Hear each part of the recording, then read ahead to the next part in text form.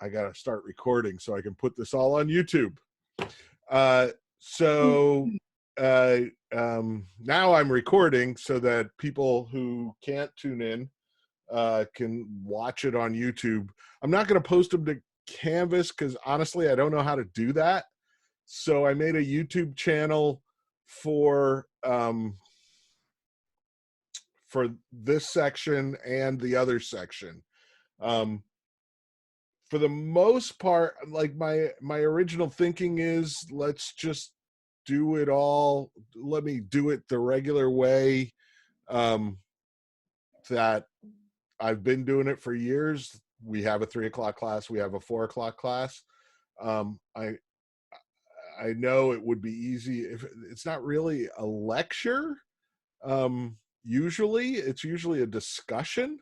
So we're gonna try to keep a discussion going some days. And that's where Karen as our mod is kind of essential, right? Anything else? Well, let's go to the syllabus. You know, this is always the time when we go over syllabus, right? So let me find the syllabus. I would expect, did I close it? No, I didn't close it. It's there somewhere. Discord, show all windows. There it is. Okay, share. Okay, so you guys should be seeing the syllabus more or less, right?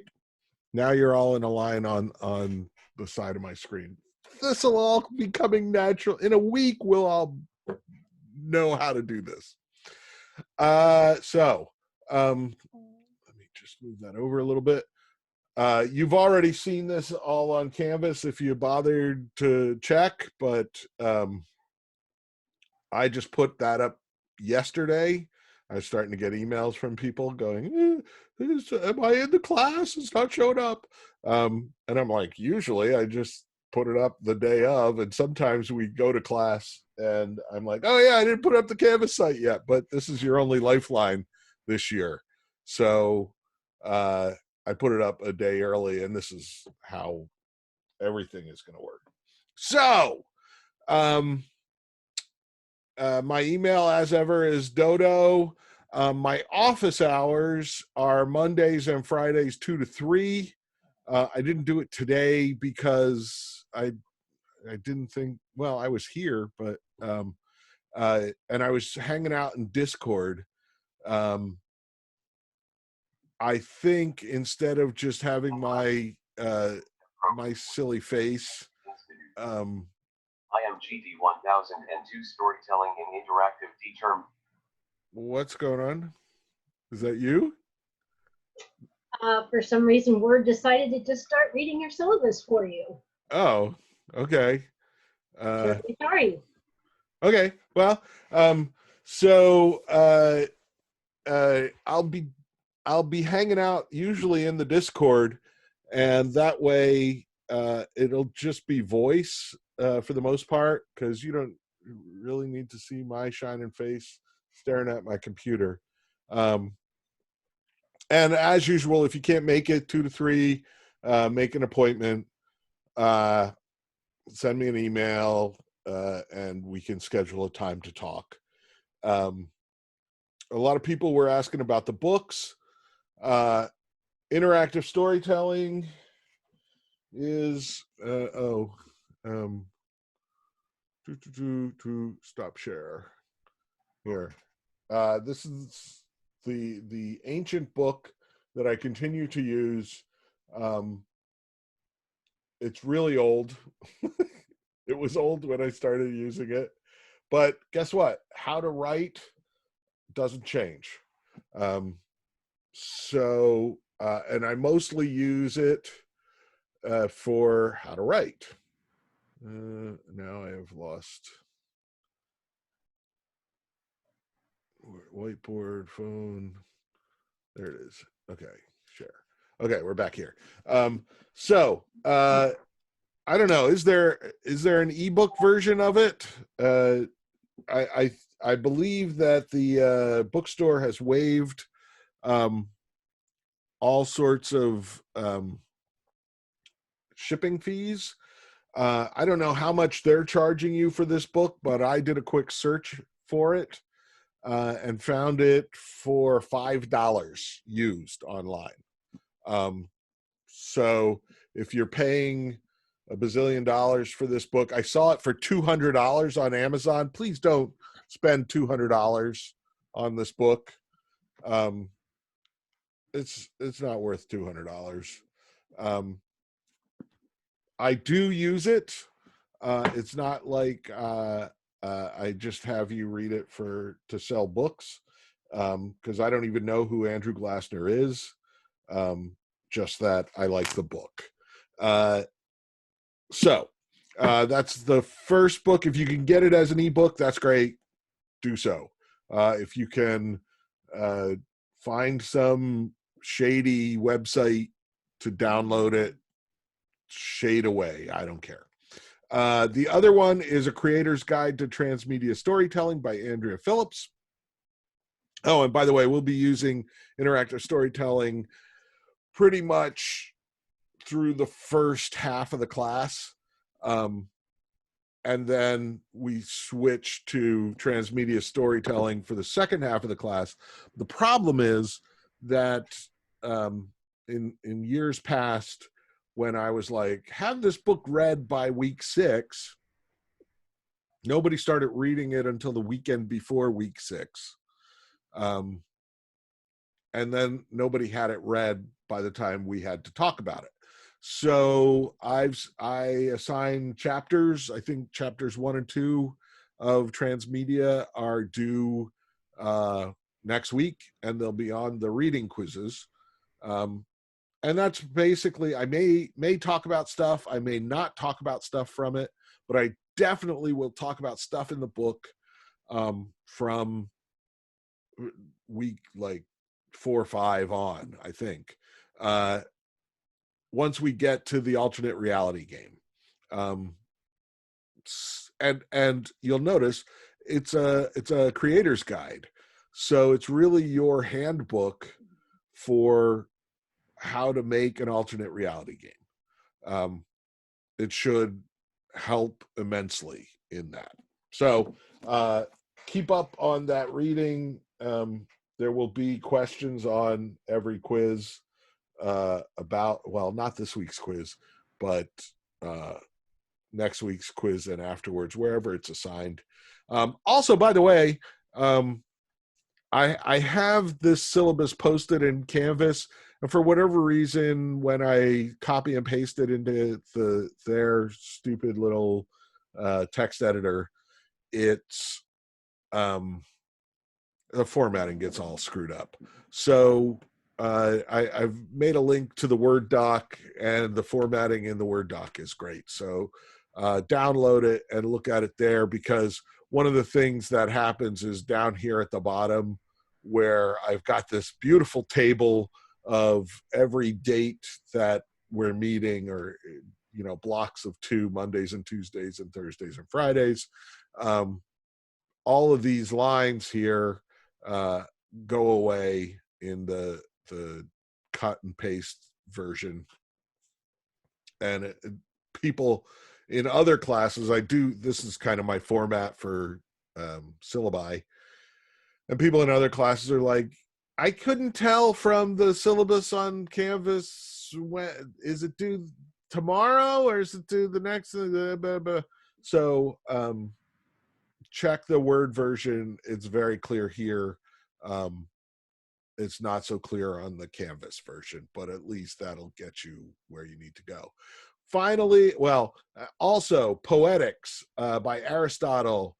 You don't really have to worry about paying anybody for Poetics. It was written a couple thousand years before there was anything like copyright. I've posted links to it in Canvas, 4 or 5 different links. the first two are just web pages, and you can read it that way. That's fine. It's not all that well formatted or clear. The third one is a PDF version, and it looks like it's for a pocket version. It feels like there's like half a paragraph on every page. I don't know why that is. And the last one is a web page that includes an EPUB, a Mobi, and I think a PDF version. And you can click through and download any of those. And honestly, I didn't click through and check each one. Feel free to find any other version of it. Obviously, different translations, because it was written in the original Greek, ancient Greek. So different translations may be slightly different. I don't have any particular translation in mind. So pick whichever one you want. We're also going to be playing Dungeons and Dragons. I have a basic how to play PDF provided by Wizards of the Coast that you can read and get up on how to play Dungeons and Dragons. If you have the player's handbook, great. There's also basically all the information in that player's handbook, except the pictures and the layout, are online in what's called the SRD. And most people find that it's quicker to search an online resource than it is like a PDF or what have you, than it is to page through the book. I kind of like the book to have, because once I find a thing, it's there. I put little bookmarks where I'm gonna have stuff that I need to come back to over and over again. Also, I'm gonna need 5 of you to be dungeon masters. So hopefully there are 5 of you who have DM'd before. Can I see a show of hands? Ooh. Nicholas has said. I got 2 hands. Anybody ever? So I've got 2 DMs, people who have DM'd before. How many of you have ever played Dungeons and Dragons before? Hands. No one. Just those 2 DMs. We've got Adam played, Sebastian's played. Oh, okay. Liv Bell says D&D is my favorite. Okay. Liv is being hired by popular demand. Okay, great. So even if you haven't DM'd before, I do need 5 DMs. So if you've ever wanted to DM, this would be the time. If you're terrified of DMing, DM anyway. Get over your fears. Jump out of the plane with your parachute on, of course. But we're basically going to play a one-shot of Dungeons and Dragons. So DMs, I will first run you through the adventure. I will play with you and I will DM for you. And I have a friend who also DMs a bunch. So once I'll do the 3 o'clock, he'll do the 4 o'clock DMs. And then we'll give you all the adventure and we'll form groups. So 5 DMs, there are 25 people in the class. So that means each DM gets 4 people. And then they will run their group through the adventure that they've already played. So everybody will play the adventure once. DMs get to DM it for everybody else. It's a good time. It's fun. and it's part of kind of the middle of the class. So there's that. And we'll do it on Roll20, which basically I've spent the last week figuring out. The one thing I'm still trying to figure out, I've got the adventure with all the maps and the tokens and everything all set up. And I can make other people a game master of my game. I can, but the problem there is that all the players would be in the same game. You see what I'm saying? So like 20 of you would all be players in the same game with 5 DMs. And if they wanted to run at the same time, that you'd be overlapping in the software. So I'm still trying to figure out a way to share that all with you, all that kind of software stuff, so that you can play online. I played online. I played just last night, or not last night, Monday night online. And it's not the same as sitting around a table and, eating potato chips and rolling dice and moving figures around and being goofy. But it's the best we can do at the moment, right? And there are plenty of games that play only online, and I've played online when my players moved away and still wanted to play. So it takes a little longer to get things done, but it's not terrible. And Roll20 is a great resource. And it's free. Yay, free. So there's a bunch of video games to play. They're all short. I think the longest one here is maybe Tacoma, maybe the Beginner's Guide. Stanley Parable, you can spend a lot of time in Stanley Parable, but you don't have to. For tomorrow, everybody should play 30 Flights of Loving and Gravity Bone. Let me just flip over. This is 30 Flights of Loving on Steam. I can't seem to see how much it is because I already own it. So it won't tell me how much it is. Oh, here it is. $5. It's $5. So it's $5. I will also be playing this on Twitch tonight, starting around 8 p.m. You'll see my Twitch channel. It's right here. Like and subscribe. Yes. I am so going to get affiliate out of this. So if for whatever reason you can't manage to play 30 Flights of Loving, or you can't manage to play the games, I will play each of them on Twitch and then post the video of that play session on the YouTube channel. So you can at least watch a Let's Play. But if you tune in to me playing it, I'll have the chat window going.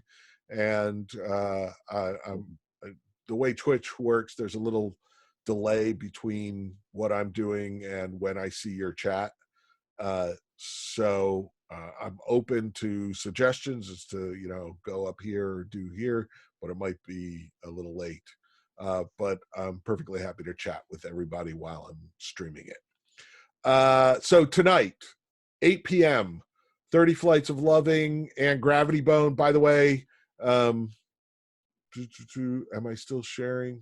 What am I sharing? New share. You'll notice, by the way, that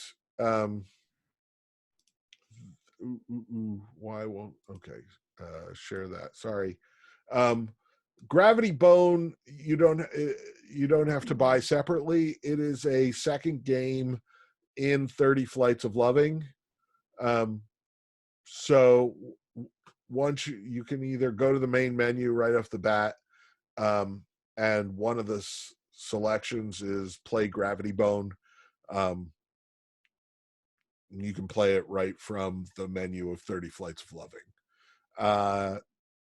The one thing I will warn you about, 30 Flights of Loving is very quick.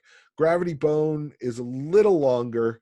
Both are made in the Quake engine. The guy who started this, Brendan Chung, I believe it's Brendan Chung. He made Gravity Bone when John Romero released the source code to Quake. So it's made in the Quake engine, which is old, which is partially why you'll notice the dude here has a square head. Part of the reason why is because the engine he made it in is Quake, and Quake doesn't do curves. So there are no round things in Quake. So, hi, you're back. Suki's back. Can you see me? Is there a little window of me? There is. Okay. So in 30 Flight or in Gravity Bone, there's some gamey stuff more so than in 30 Flights of Loving. And there's specifically, without spoiling too much, there's some jumping puzzles. And if you screw up the jumping puzzle, you will fall to your death. And if you haven't saved, you will have to start the game over from the start. Nobody's used to saving their games anymore. So I just want to fair warning that before you make a jump that looks like you might fall to your doom if you fail, save your game. Hit escape and save. Okay. The other thing I wanted to tell you is the Stanley Parable, which is the next one, is free until tomorrow on the Epic Store.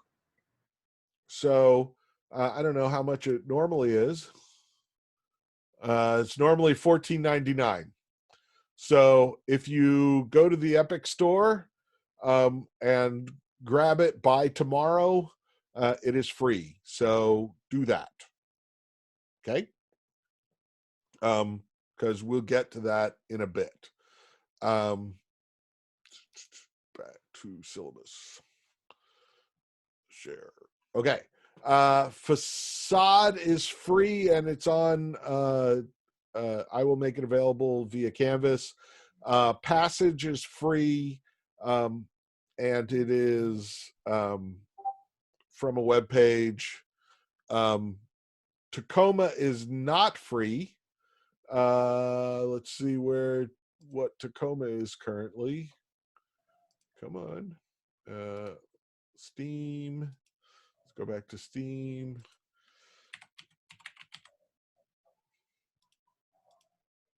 $20 for Tacoma. But again, you might want to hold off because there may be sales, humble bundles, what have you, to buy it. So think about that. If anybody does find a sale, please share it with me and I will share it with the rest of the class. Going back here, share. And the beginner's guide. Oh, the beginner's guide is probably going to cost money too. Let's see what the beginner's guide is. The beginner's guide is $10. Once again, these things go on sale. So hold off until we need to play it. And let's see. Going back here, share. Dr. Langeskov, The Tiger and the Terribly Cursed Emerald, A Whirlwind Heist is also free. So it looks like it's $5 for 30 flights, $20 for Tacoma, and what did I say? $10 for beginner's guide. If you have them already, great. If you can figure out a way to get them for cheap or less, great. Hopefully we'll save you some money. Finally, for years and years and years, let me make sure I'm sharing. I wish I could see what you're seeing. Are we see? Let me see. Share. What? Let me share. Got the syllabus and we've got you. We got the syllabus. Okay. So for years, I was using examples that I thought everybody had seen movie-wise, and like The Lord of the Rings. And as the years have gone by since Lord of the Rings came out, there have been more and more people who are like, nah, I've never seen that. Should I watch that? Is that good? And then I was using Star Wars. And there's always somebody in class who's like, yeah, nah, I've never seen Star Wars. Nah. So I finally picked a movie that I really like that won the Academy Award for Best Screenplay in 1985, that I know that the vast majority, if not all of you, have never seen. Stars Harrison Ford, Kelly McGillis, and Danny Glover as a minor, like, bad guy. Well, not a minor bad guy, but not the main bad guy. So it's always fun to see like big stars before they were big stars. So I'm going to be showing that on Friday on Zoom, if I can get it to work. That should be interesting. It is also available on Amazon Prime. Last year it was on Prime for free if you had Prime. This year it's not, which is sad. Let me share. Here we go. Share this. So it looks like it's $4 to rent.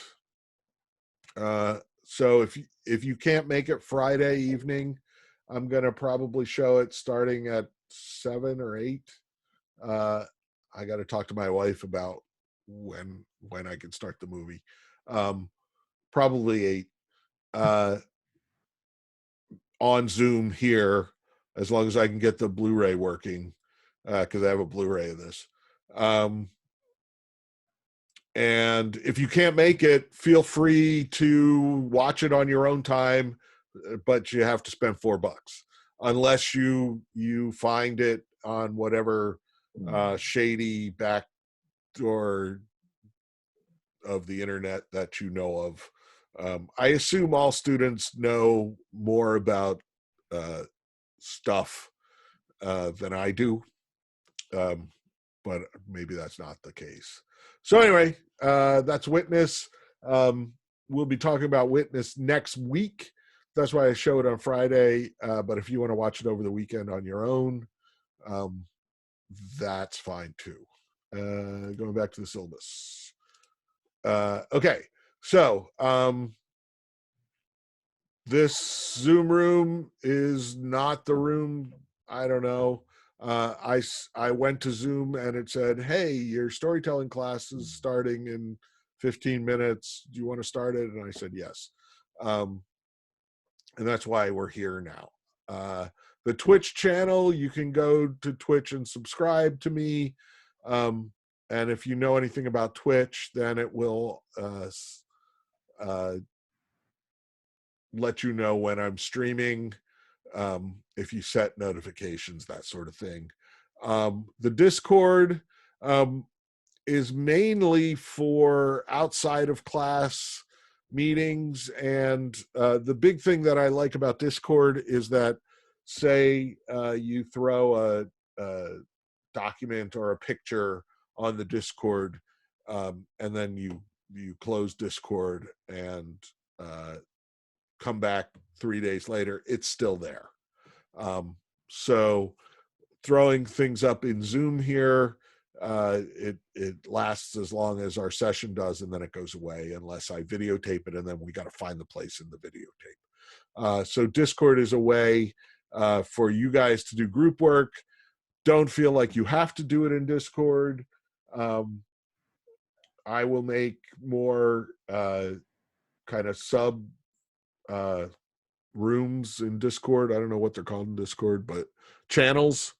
Right now, I've just got a general channel. I see a bunch of you joined it. So that's nice. And I will make stuff for like the projects and that sort of thing.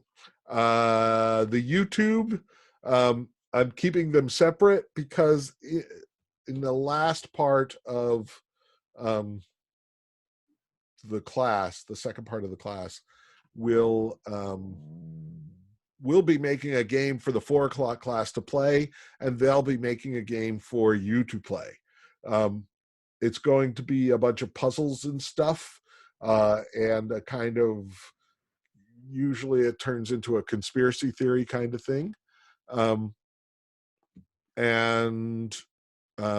If you can see all their preparations beforehand, it's not much of an interesting story or surprise. So we keep it secret, we keep it safe from the other class. That's also why once the ARGs start, honestly, if you want to show up for the 4 o'clock instead of the 3 o'clock, it'll be pretty much the same. The only thing is sometimes they get out of sync, basically because I go faster in this class or that class, because I'm basically going to do this same thing again in the next hour. I kind of think they'll go a little bit faster than you, just because things like me screwing around with Zoom, getting things to work, I will have done it with you, so I won't need to do it with them again. So let's get to the purpose of the course. This isn't just storytelling, this isn't just writing, it's interactive storytelling. So one of the big things we're going to do is discuss authorial control and its relationship to good storytelling versus player freedom, and its relationship to good gameplay. You've played plenty of games where essentially you are on a rail. You play through a story. Half-Life, right? Half-Life 1, it's all the same. You had the same story that I had. If you've played Half-Life 1. The big difference is I used the shotgun to kill things and you used the rifle to kill things, right? All the more the bigger ones like Fallout or the open world GTA stuff, they kind of get around it. The Witcher, they get around the whole linear storytelling thing by putting 8 billion linear stories on a map, and that way I went to linear story 1, 3, and 5, and that is my story, and you only got to 1, 2, and 4, and that is your story. They're different mainly because I didn't complete every story. Excuse me a sec. I'm going to cough a minute. Oh, I meant to mute it.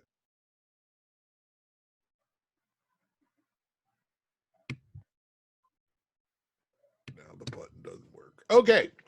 Sorry about that. Okay. So we're going to try and figure out the that kind of push and pull of how much power do you give your players? Can they change everything? How do you do that? Or must they talk to this person and you give them I'm nice to you or I'm nasty to you, right? And those are your two choices, and that's it.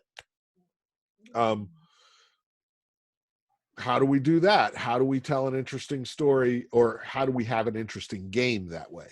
I realize, wow, I've taken a lot. This is taking longer than usual. I usually get through all this. We're going to write fearlessly.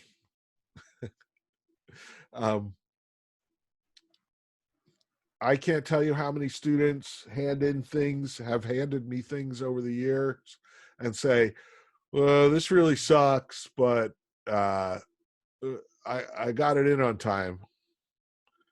And, if you think it sucks, why turn it in? Stand by your stuff. Everything I've ever done should be better, right? I guarantee you, the best stuff, the thing that you love most, the story that has touched your heart, J.K. Rowling will say, I wish I could have made Harry Potter better, right? We all don't measure up to our own standards. But part of it is getting rid of that fear and putting it out there and saying, I wrote this. I made this thing. I think it's okay, right? And then we are going to revise ruthlessly, right? So one of the things that I will give you is constraints. So you have to write a story, but it can only be 5 pages long. I can't write a story in 5 pages.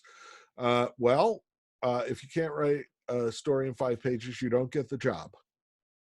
There you go. Done. Which leads me right to 3, you will be required to tailor a story to outside parameters, things like length, things like word count. You will be able to identify and create various story structures, including the hero's journey, which is basically the heart of this course. The hero's journey is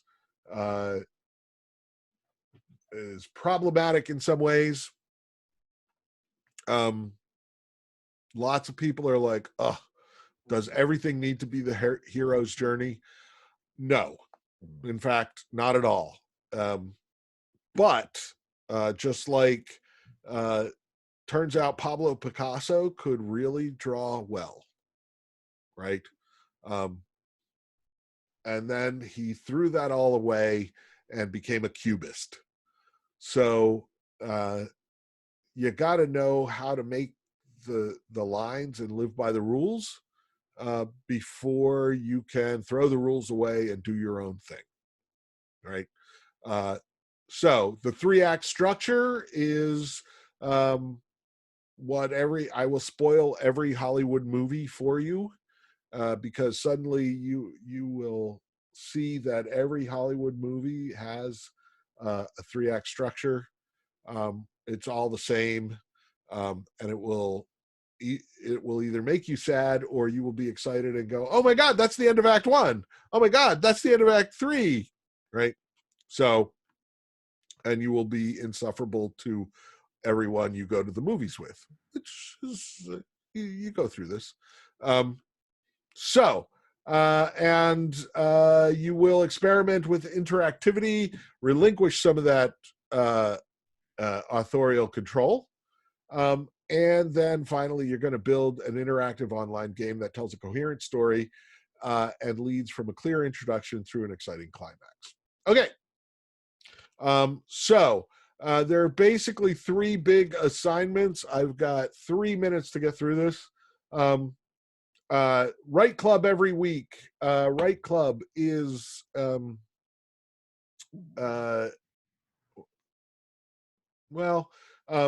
it's a little writing prompt. Usually I give you 15 minutes in class once a week at a random class date. I say, tell me the title of a game that is My Little Pony characters in the Grand Theft Auto world. What would you call that? Grand Theft Pony, right? I don't know. You guys get to come up with 3 good ones. If I like any one of them, yay, you get the points. Okay. So our first Write Club is due tomorrow by 5. Let me switch. New share. Over here, share. First, oh, not that one. Courses. Here. And assignments. So first Write Club is not up yet. Just made it up. Okay. So for your first Write Club, due tomorrow by 5. Take a picture of yourself with your pet, a stuffed animal, an action figure, a sibling, or any other character of your choice.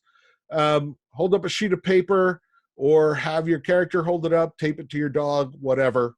You can even, get out Paint or Photoshop or whatever and type it in. Just make sure it's legible. Name your character, the pet, your stuffed animal, your action figure, your sibling, or your character, and tell me a story about them in 2 sentences or less. Story doesn't have to be true, can be fiction, or it can be true. Please make sure it's legible and put it in put it in Canvas. This is my entry. My character is Suki, and as you can see, a tall, thin trucker kicked her once. Now she attacks trucks on site. Part of that is true, and part of that is fiction. So you decide what. So that's due tomorrow. Every week, there will be share. Going back here, every week there will be a quiz on the reading. These are short answers. This week it's Aristotle and the games. So this week it'll be about Aristotle and 30 Flights of Loving and Gravity Bone. There are 5 questions on the quiz. Basically, I'm not out to get anyone. It's open book, open game. The one thing that I will say is that once you open it and then close it, I think Canvas registers that as you having taken the quiz. So in the past, I've gotten students who opened up the quiz just to look at things and closed it, and then they're like, it said I got a 0 and I didn't answer any of the questions. Well, once you open it, there is no time limit. You can take 4 days, but once you close it, you have taken the quiz. So feel free to keep it open as you read the book. and answer those questions. All of them are short answer. Let me also say this. The short answer, Canvas will automatically grade them. And like all machine AI stuff, unless you wrote exactly what I put in as the answer, it will mark it wrong. So for instance, if you capitalize a word, and I did not capitalize that word, it will be wrong. So that's why we have Karen to go through and say, oh, this is exactly the same except it's capitalized, or they put a period on it, or whatever. All answers are only a couple of words long. In the past, people have written whole paragraphs, and Canvas cuts it off after, I think, a sentence or so, 10 words, something like that. And so they wrote, since the dawn of time, man has thought blah, blah, blah, blah, blah. And the last 2 words were the words we were looking for. And they may have been right, but we never saw those last 2 words. We just saw the first 10. So please keep them short. They're basically fill in the blanks. That will be due because we've got a compressed week this week. The reading quiz will be due on Saturday at midnight. And once Canvas is a stern taskmaster, so we'll once Saturday at midnight goes by, you no longer have access to that quiz. That gives Karen a chance to grade them, and then the answers will become available to you on Mondays at 5. Okay, I'm over time, and I got another one of these starting in 7 minutes. So we'll go through the rest of the assignments tomorrow and pick up tonight at 8, 30 Flights of Loving and Gravity Bone on my Twitch channel. Please read the Poetics by Friday. They're not very long. And I will see you tomorrow at 3. Thank you all.